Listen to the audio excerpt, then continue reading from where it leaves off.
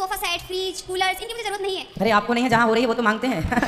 आजकल तो शादी आपकी थोड़ी जरूरत होती है, सोफे में आपको बैठने नहीं। आप सभी चैनल को सब्सक्राइब कर लीजिएगा। जो भी यूट्यूब पर देख रहे हैं चैनल को सब्सक्राइब कर लीजिए और शेयर कीजिएगा।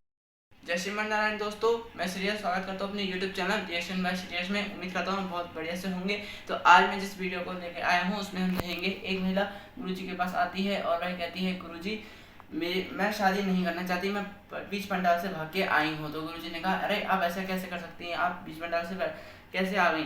तो फिर उसके बाद उस महिला को गुरुजी ने क्या समझाया है आज हम इस वीडियो में देखने वाले हैं फ्रेंड्स। तो ना ज़्यादा आपका कीमती वक्त बर्बाद करते हुए मैं स्टार्ट करूँगा आज का इंटरेस्टिंग वीडियो। जी एक मेरा क्वेश्चन है, जैसे कि लड़की बिना शादी के क्यों नहीं रह सकती, जैसे लड़का रह सकता है फिर लड़की क्यों नहीं रह सकती। क्योंकि मैंने क्वेश्चन घर पर किया कि मुझे शादी नहीं करना है, तो मेरे घर वाले एकदम गुस्सा हो गए, पता नहीं मतलब पिताजी, मेरा भाई। तो आपको शादी क्यों नहीं करना है? गुरुदेव इसलिए नहीं करना है क्योंकि ये संसार में सब लोग जैसे कि उलझे हुए हैं ना, जैसे कि कोई दादी अपने पोते को छोड़ती ही नहीं है।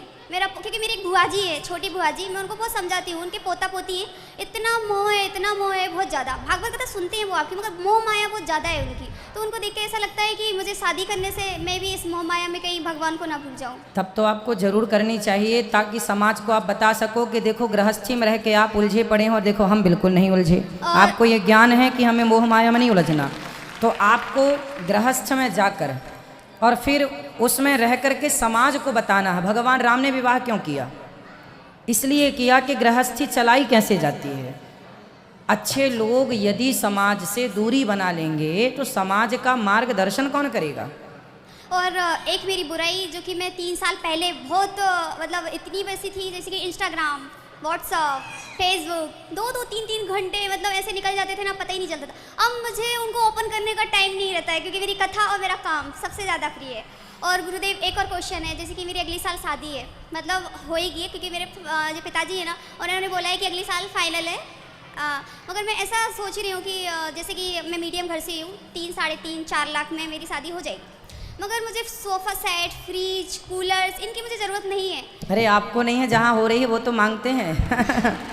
आजकल तो शादी आपकी थोड़ी ज़रूरत होती है, सोफे में आपको बैठने ही नहीं मिलेगा। हाँ तो सर गुरुदेव मैं ये चाह रही हूँ कि वो मुझे ना देकर, जैसे कि ओनली जो छोटा मोटा रहता है 1 और 1.5 लाख में ओनली भोजन पर शादी कराकर, और जो छोटा मोटा खाने पीने का रहता है वो देकर, जो मेरा बचता है वो मैं ना जो अपने वृद्धाश्रम में गुरु अपना पाठशाला जो आप स्टार्ट करवा रहे हैं मैं उसमें देना चाहती हूँ। बहुत सुंदर अच्छे भाव हैं आपके, पर आप बेटी हो, आपके पिता की इच्छा होगी कि वो आपको बहुत सारा दें, और यदि संतुष्टि ससुराल पक्ष वाले मिल जाएं तो ये बड़ी कृपा है भगवान जी की कि वो ना मांगे।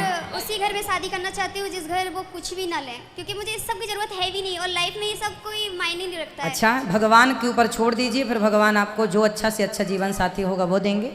और जीवन में वस्तुओं की ज़रूरत नहीं होती, जीवन में वस्तुएं ठीक है कि व्यवस्था के लिए चाहिए होती हैं, परंतु यदि आप संतुष्ट हैं तो बहुत ज़्यादा प्रभावित नहीं करती वस्तुएं।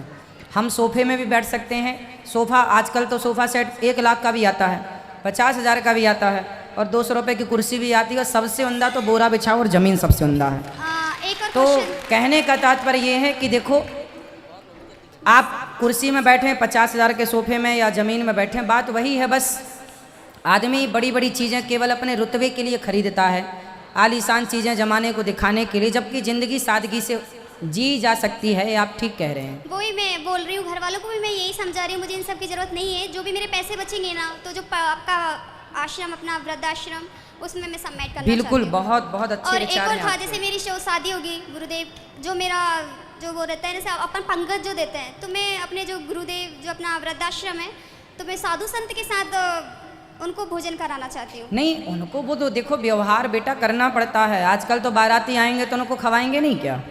वो तो खवाना ही पड़ेगा, व्यवहार है। आपका भाव अच्छा है, पर संसार में रह के संसार के व्यवहारों के बीच में रहकर व्यवहार करने ही पड़ेंगे, बिना व्यवहार के गुजारा नहीं है। हाँ, एक और जैसे कि बोलते हैं, पहले मैं कोई दान नहीं देती थी। मैं जॉब करती हूँ और नॉर्मली मेरी 10+ सैलरी है नॉर्मल।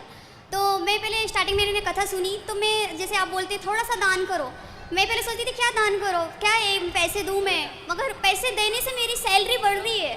मतलब पता ही नहीं चलता कि अकाउंट में पैसे कहाँ से बढ़ जाते हैं। मैं 1 साल से 3 साल से कथा सुन रही हूँ, 2 साल से तो मैंने कुछ भी आपको नहीं दिया, मगर 1 साल से मैं थोड़ा सा मेरी सैलरी में से 10% मैं अपना अन्य क्षेत्र में थोड़ा सा दान कर रही हूँ ना, तो मेरी सैलरी बढ़ रही है। तो मैं ये बताना चाहती हूँ कि अगर तुम 10 रुपये भी कमा रहे हो ना, तो उसमें से 1 रुपये तुम सबमिट करते हो ना, तो उससे तुम्हारा पैसा घटता नहीं है, बढ़ता है। पहले मैं ऐसा सोचती थी घटता है, पर उसके बाद मुझे पता चला मेरा पैसा ऑटोमेटिक बढ़ता है। सही है। भगवान देखिए, किसान खेत में बीज बोता है तो माटी भी कई गुना करके वापस करती है। देने से कभी कम नहीं हुआ किसी का। इसलिए हमारी संस्कृति हमें देना ही तो सिखाती है।